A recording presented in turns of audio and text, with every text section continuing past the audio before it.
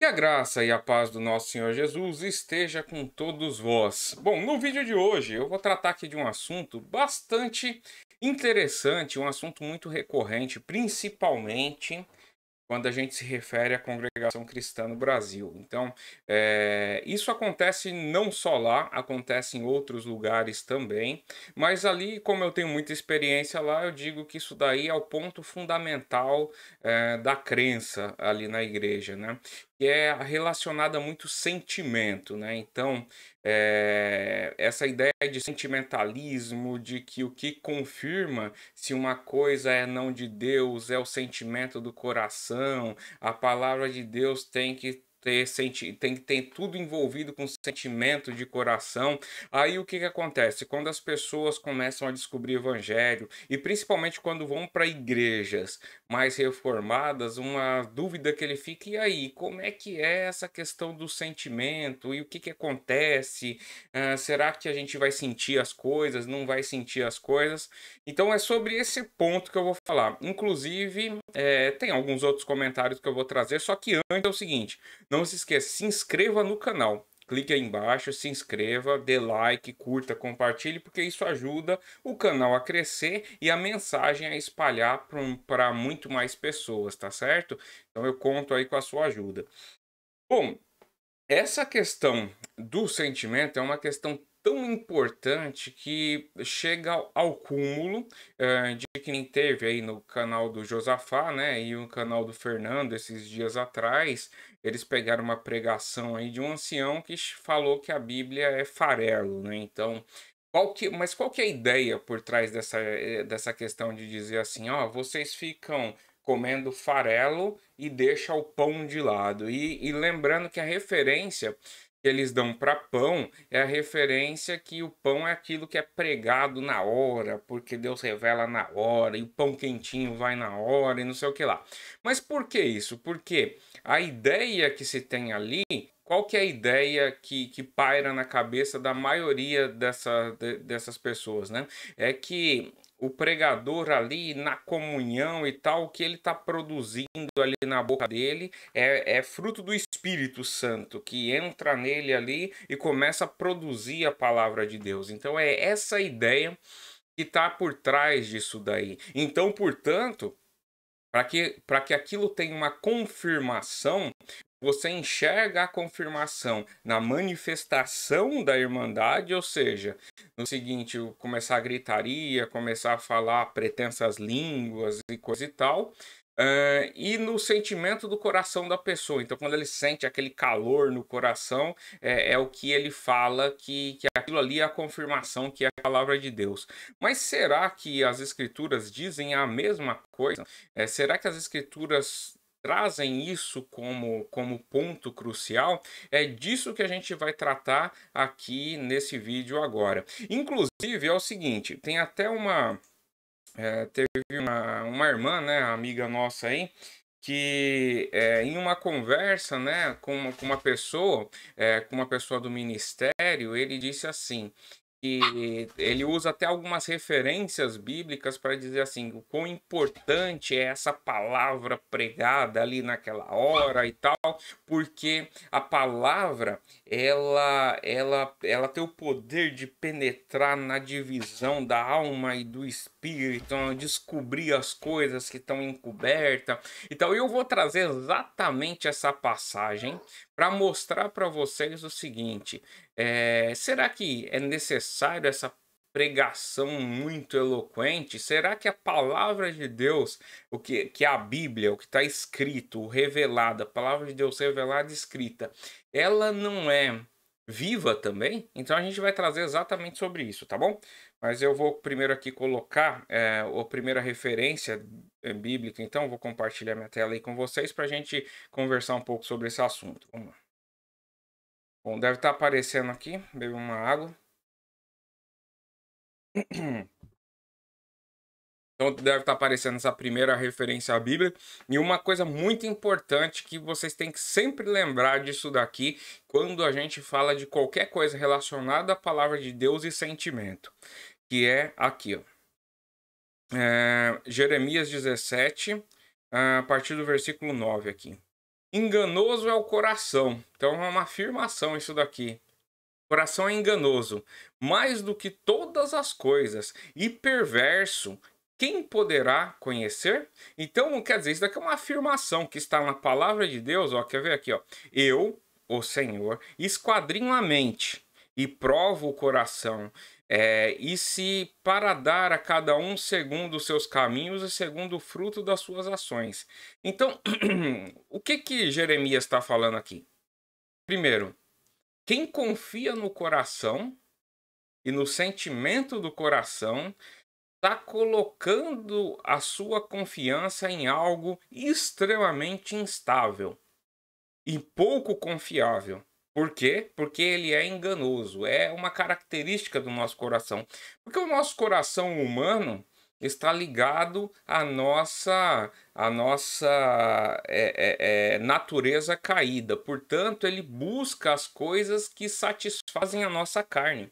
Então, quando a gente pega isso em relação à palavra de Deus como confirmação, na verdade, o que você está confirmando ali com o calor no coração e não sei o que lá, muito mais é sentimento, sentimento, digamos assim, da sua carne. Quando isso não está fundamentado na palavra de Deus, porque esse é o ponto. Quando ele diz assim, ó, eu, o Senhor, esquadrinho a mente e provo o coração. Na verdade, a palavra de Deus é algo que trabalha na nossa mente e trabalha no nosso coração também. Isso é verdade. Mas nunca só no coração. Mas nunca você consegue entender a verdade de Deus e a palavra de Deus unicamente por conta do coração. E é justamente isso que eu vou trazer aqui, ó. Então, é muito comum, aliás eu já vi isso sendo citado em várias vezes ali na igreja, dizendo assim: nossa, a palavra de Deus, ou seja, aquela profecia que sai do púlpito, ela penetra na divisão da alma. Então, é porque ninguém nunca leu Hebreus 4, que é onde está citado isso daqui, que é justamente esse texto que a gente vai passar. Lembrando que é o seguinte, eu não vou fazer uma exegese do texto, não estudo sobre o texto, eu vou focar no ponto que a gente está falando. Então vamos lá. Temamos, pois, que, porventura, deixada a promessa de entrar no repouso, pareça que algum de vós fique para trás. Porque também a nós foram pregadas as boas novas. Boas novas é a tradução de evangelho, tá bom? Então, isso daqui é muito importante, mantenha isso em mente. O que está sendo pregado aqui? As boas novas. Então, esse é o ponto. Como a eles, porque a nós, como a eles, lembra que essa carta aos Hebreus está falando com os hebreus, entendeu? Hebreus, hoje em dia, hebreus e judeus são sinônimos, mas na verdade tem uma diferença aí entre as duas, porque hebreu digamos assim, é a linhagem que contemplam todas as 12 tribos. Judeus são os descendentes da tribo de Judá, única e exclusivamente, mas hoje em dia são palavras sinônimos, tá? Como também a eles. Mas as palavras da pregação nada lhes aproveitou, porquanto não estava misturada com a fé naqueles que ouviram. O que ele está querendo dizer assim? As boas novas foram pregadas, mas para eles ela não surtiu efeito. Por quê? Porque o elemento fé não estava neles. E é por isso que a gente entende aquela passagem de Efésios que diz assim, né, que pela graça sois salvos por meio da fé. Isso não vem de vós, é dom de Deus. Por quê? Se você ouve o evangelho, mas a fé não está no teu coração, ou seja, Deus não anteriormente botou fé no seu coração, o evangelho para você não tem poder de salvação. Por quê? Porque aquilo não entra em você. Aquilo não, digamos assim, Deus não substitui o coração de pedra e coloca um coração de carne, que é conforme está escrito na palavra de Deus. Deus não faz isso. Se Deus não faz essa operação, para você o evangelho não surte efeito. E aliás, se você está assistindo aí esse vídeo e diz assim, rapaz, esse negócio de Bíblia, Evangelho e tal, isso daí, não, o importante é sentir tudo. Infelizmente, você é uma das pessoas que não teve o coração trocado ainda, porque você vai entender que o Evangelho é uma palavra viva. Não é letra morta, igual eu já ouvi falar, algumas pessoas falar. Inclusive, teve um rapazinho, Samuel, entrou lá na live do Josafá e tava dizendo, é letra morta e não sei o que lá. Coitado, aquele rapaz ele não tem a menor noção do que é evangelho. Infelizmente, ele é morto em obras mortas. Mas tudo bem, vamos lá. Vamos lá. Porque nós, os que temos crido, entramos no repouso. Aí aqui é muito. Essa frase já daria um vídeo, que é muito bonita essa frase. Mas ok, mas vamos seguir. Tal como disse, assim jurei na minha ira que não entrarão no meu repouso, embora as suas obras estivessem acabadas desde a fundação do mundo. Porque em certo lugar disse do sétimo dia, ou do dia sétimo. E repousou Deus de todas as suas obras no sétimo dia. Isso está referenciando Gênesis, tá? E outra vez neste lugar, não entrarão no meu repouso. Visto, pois, que resta que alguns entrem nele, e que aqueles a quem primeiro foram pregadas as boas novas não entraram por causa da desobediência. Então o que acontece? Você vê que o foco do texto é a mensagem do evangelho. Esse é o foco do texto. Nós cremos, portanto, entramos no repouso. Eles não creram, portanto, não entraram no repouso. Você vê que a importância que tem em crer no evangelho, se você não crê no evangelho fielmente, você não pode ser chamado um cristão. Você não é uma nova criatura, você não foi renovado no amor de Deus. Portanto, a graça não está estendida sobre você, independente de denominação religiosa que você esteja. Porque é igual eu já falei várias vezes, salvação não é por placa de igreja. Salvação é quando a graça de Deus está sobre você. Como é que você adquire a graça de Deus? É comprar sem dinheiro, é a fé em Cristo. A fé em Cristo, ela compra sem dinheiro. Entendeu? Esse que é o ponto, que tem uma parte, é que eu tô falando, isso aqui é tudo referência bíblica, mas não dá para entrar muito no detalhe, senão fica gigantesco. Mas vamos lá. Ó, não entraram por causa da desobediência. Determina outra vez um certo dia, hoje, dizendo por Davi, muito tempo depois, como está dito, hoje, se ouvirdes a voz e não endureceis o vosso coração. Porque se Josué lhes houvesse dado repouso, não falaria depois disso de outro dia. Portanto, resta um repouso para o povo de Deus. E aqui o repouso que está falando é Cristo. Você vê, quando você entra no repouso, quando você crê no Evangelho. Por quê? Aquele que entrou no repouso, ele próprio repousou das suas obras, como Deus das suas. Procuremos, pois, entrar naquele repouso, para que ninguém caia no mesmo exemplo da desobediência. Qual que é o exemplo da desobediência? O não crer no evangelho. Não é isso que ele está tratando na carta?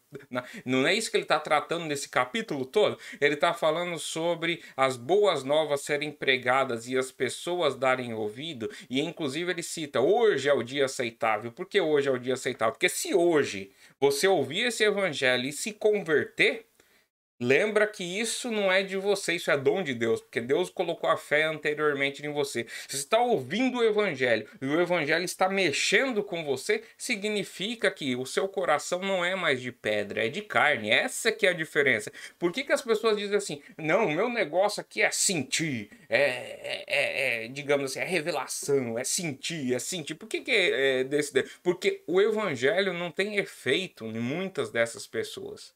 Entendeu? É esse que é o problema. Porque o evangelho não causa na pessoa o efeito. Então, quer dizer, ele vai buscar, segundo a sua própria carnalidade, visões, revelações e coisa e tal, e beleza, porque aquilo é que vai satisfazer ele. Não é a palavra de Deus. Porque é o que diz aqui, ó, no 12, que esse daqui é o mais importante. Porque a palavra de Deus é viva. Então, do que ele está falando da palavra de Deus aqui? Evangelho. É isso que ele está tratando o texto todo. Ele está falando das Escrituras, porque a palavra de Deus é viva e eficaz e mais penetrante do que qualquer espada de dois gumes e penetra até a divisão da alma e do espírito e das juntas e medulas e é apta para discernir os pensamentos e intenções do coração, porque é nisso que a gente crê, é nisso que um cristão crê, que a palavra de Deus, ela ela não é uma história simplesmente. Ah, não, é uma história de um homem de 2000 anos atrás que foi acusado de ser rei, não sei o que lá, morreu, foi crucificado e dizem aí que ele ressuscitou, não sei o que. A palavra de Deus não é só isso. A palavra de Deus é o próprio Cristo, é o próprio Verbo que se fez carne, encarnou, morou e esteve conosco.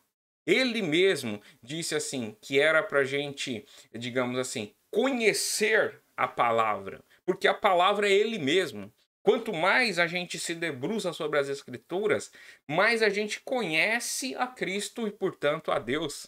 Esse é o ponto, porque as Escrituras tratam de Deus, tratam de Cristo. O foco das Escrituras é Cristo, e Cristo leva nós a Deus. Esse que é o ponto. Por isso que a palavra ela é viva. Por quê? Porque quem escreveu, que foi assim, os escritores foram inspirados pelo Espírito Santo, conforme diz lá em 2 Pedro, dizendo que ninguém escreveu por vontade própria, e sim por inspiração divina. Então significa o seguinte: se foi inspiração divina, ele é o seu feitor, portanto ele tem o seu manual. Por isso que a palavra é viva e produz em nós, e penetra em nós e produz em nós eficazmente, porque o dono, quem escreveu o negócio, é que te conhece. Entendeu? Esse que é o ponto. Ele conhece o coração humano, ele conhece a natureza humana, e é por isso que ela é viva. Entendeu? Ó, e não há criatura alguma encoberta diante dele. Antes, todas as coisas estão nuas e patentes aos olhos daquele com quem temos de tratar, visto que temos um grande sumo sacerdote, Jesus, Filho de Deus que penetrou nos céus, retenhamos firmemente a nossa confissão. Então, quer dizer, deixa eu ver aqui. Ó, aqui, ó, visto que temos, porque não temos um sumo sacerdote que não possa compadecer-se das nossas fraquezas, porém um que, como nós, em tudo foi tentado, mas sem pecado. Cheguemos, pois, com confiança ao trono da graça, ou seja, o favor imerecido, a misericórdia. Se você não conhece o favor imerecido, que é o evangelho, como é que você vai chegar com confiança se você não sabe se, eu tô salvo ou não tô salvo? O que eu preciso fazer para salvar? Se você não consegue responder essa pergunta, qual confiança que você tem para chegar no trono da graça? Ó, para que possamos alcançar misericórdia e achar graça a fim de sermos ajudados em tempo oportuno. Então, deixa eu até voltar aqui. Então, portanto, essa ideia de que, principalmente de onde eu vim, no caso, né, da CCB ali, que entende que palavra de Deus é aquilo que é criado pela boca de quem fala, isso é um absurdo, isso é uma heresia. E você vê, muitas das vezes a pessoa pega o texto bíblico, extrai lá o versículo 12 e fala que aquilo que ele está falando é penetrante, é não sei o que lá, é eficaz. Não, não, não. O que está dizendo ali? É o evangelho. É a palavra de Deus. Entendeu? Por isso que diz lá em Apocalipse que a igreja de Deus está edificada sobre os profetas, sobre a doutrina dos profetas e dos apóstolos. Entendeu? Esse que é o ponto. Então, por isso que a nossa obrigação como cristão é crer na palavra de Deus. Fora da palavra de Deus, então se vem alguém com visão, revelação, e eu nem estou entrando aqui no mérito se isso existe ou não, porque eu já estou devendo um vídeo sobre isso, mas eu quero fazer um vídeo direito, é que eu não tive tempo de fazer. Mas assim, eu não estou nem entrando nesse mérito. Você acredita que ainda existem profecias, visões, revelações? Ótimo, beleza. Mas não esqueça, antes de tudo isso, tem a palavra de Deus.